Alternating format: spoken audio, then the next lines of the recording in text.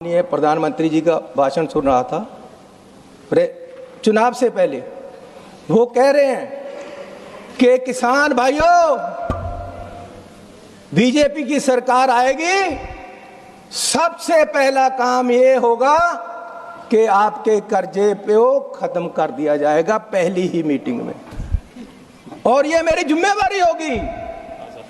मैं पूछना चाहता हूं प्रधानमंत्री जी, 12 साल में जिम्मेवारी याद ही नहीं आई? कब याद करोगे कि आपने वादा किया था किसानों से?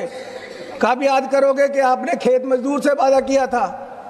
कब याद करोगे कि किसानों को वहां उठाने के समय आपने वादा किया था कि एमएसपी लीगल गारंटी होगी? लेकिन आपको ये वादे याद नहीं आते। मैं आपसे निवेदन करना चाहता हूं कि जो स्मॉल और मीडियम किसान हैं, उनके घर भी उतनी गरीबी है, वो भी गरीबी में जी रहा है।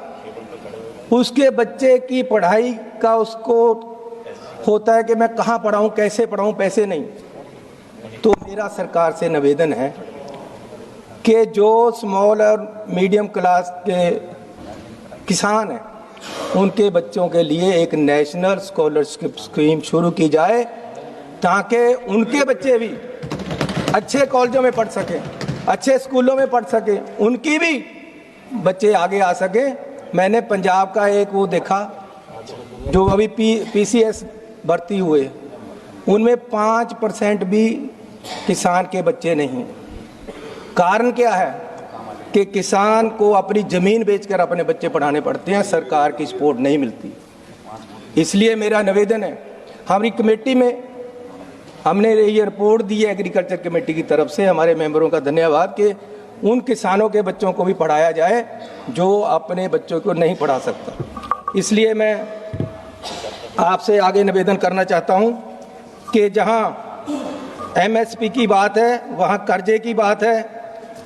एक किसानों के पास और पंगा पड़ गया, जितने नेशनल हाईवे पंजाब में निकल रहे और कहीं और, वो 15 फुट ऊंचे जा रहे हैं।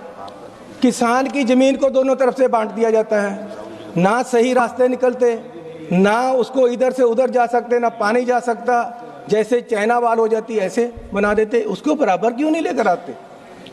दूसरा मैं आपसे निवेदन करना चाहता हूं कि भाजी, अभी तो मैं शुरू ही हुआ था, तो चलो मैं इसको खत्म करते हुए यही कहूँगा कि किसान देश का अन्नदाता है। किसान ने आपको अन्न के भंडार दिए हैं। अगर किसानी डूबेगी तो देश डूब जाएगा, देश की अर्थव्यवस्था हिल जाएगी।